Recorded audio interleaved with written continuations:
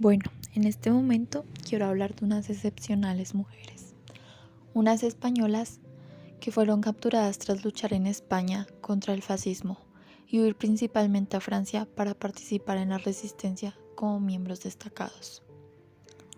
Su función fue fundamental para que sus camaradas masculinos pudieran operar.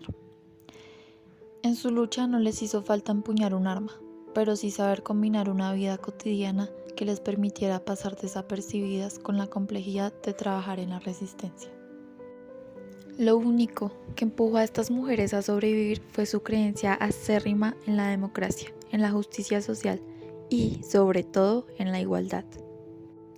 Lejos de darse vencidas ante las torturas sufridas a manos de los nazis, se rebelaron para luchar contra la opresión y el totalitarismo. Y una vez libres, la mayoría de estas dedicó gran parte de su vida a levantar la voz para que nadie olvidase la tragedia del Holocausto. Su voz fue y sigue siendo un ejemplo de heroicidad. Estas mujeres se encontraban en el campo de Ravensbrück, el cual estaba destinado principalmente y exclusivamente para mujeres. Este estaba custodiado por guardianas nazis ataviadas con látigos, pistolas y perros, para las que las prisioneras no eran personas, sino unos simples números de identificación que eran agrupados según sus delitos. Allí estaban las judías, gitanas, lesbianas, testigos de Jehová, delincuentes comunes o presas políticas. Estas mujeres realmente vivían en deplorables condiciones de higiene. Eran obligadas a extenuantes jornadas de trabajo de hasta 16 horas y soportaban la brutal violencia de las guardianas. Pero en este caso hablaremos de las españolas, las cuales no solo no se rindieron, sino que en muchos casos siguieron luchando contra el nazismo. En total hablamos de 11 españolas, pero varias de ellas no quisieron volver a hablar de lo sucedido, de este trágico hecho en su vida. Aún así otras sí tuvieron el valor de alzar su voz y contar todo aquello lo que les sucedió allí. Entre algunas de las situaciones vividas por estas internas están los exhaustivos controles ginecológicos efectuados sin ninguna higiene y en condiciones vergonzosas hacia ellas. Las examinaban a todas con un mismo utensilio, tomaban muestras de sus vaginas y poco les importaba si algunas tenían tuberculosis o sífilis. Pero esto solo era el principio de todo lo que les sucedió a estas pobres mujeres. Por ejemplo, a Elisa Garrido la violaron y le sacaron el feto que llevaba dentro. La vieron para sacarle un feto, como hacían con todas las mujeres que quedaban embarazadas por los abusos y las violaciones a las que la sometían los soldados alemanes, y ella sobrevivió. Vaciaban a todas las mujeres para que no tuviesen hijos, les dejaban con el vientre abierto para que muriesen, pero a ella la volvieron a coser. Una declaración de Neus Catalá Palleja, otra de las españolas que pasaron por Ravensbrück y que al salir del campo de concentración pesaba solo 35 kilos. A todo mi grupo nos pusieron una inyección para eliminarnos la menstruación, con la excusa de que seríamos más productivas. Ocurrió en 1944.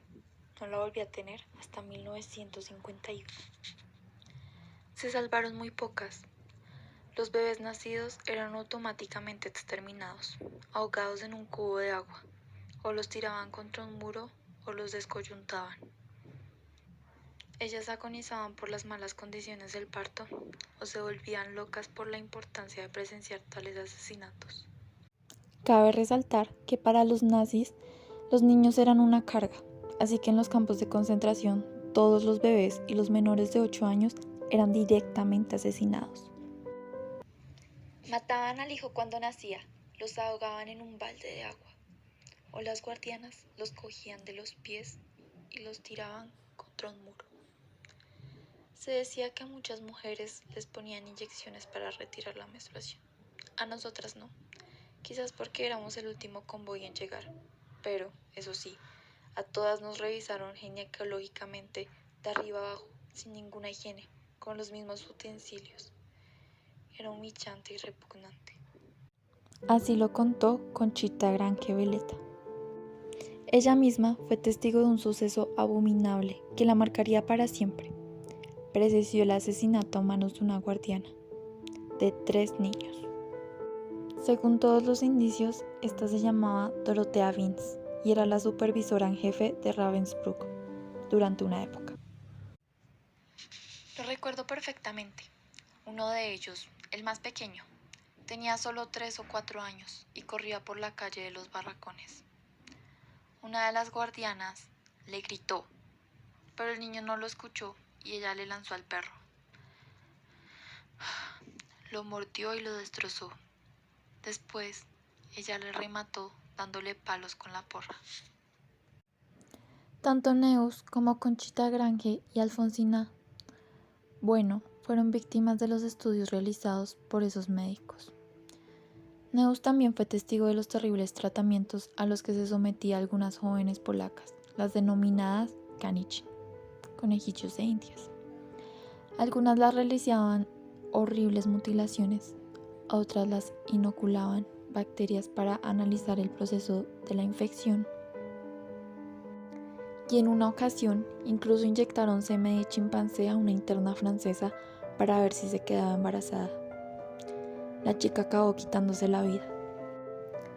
Tras ser liberadas, las 11 heroínas españolas arrastraron durante toda su vida graves secuelas físicas y psíquicas de su paso por los campos de concentración nazis.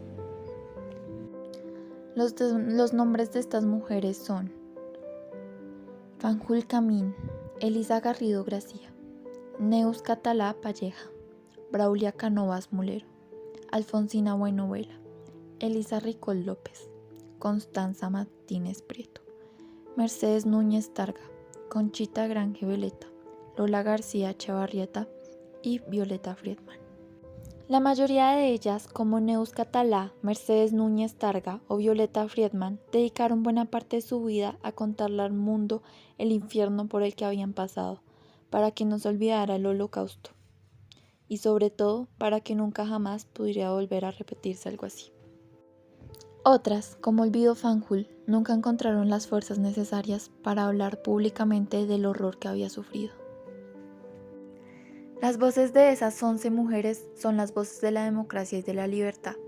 Esas supervivientes del Holocausto lucharon por la libertad de todos los ciudadanos, no solo por la suya. Querían una sociedad mejor, un mundo. Sus voces no se pueden silenciar.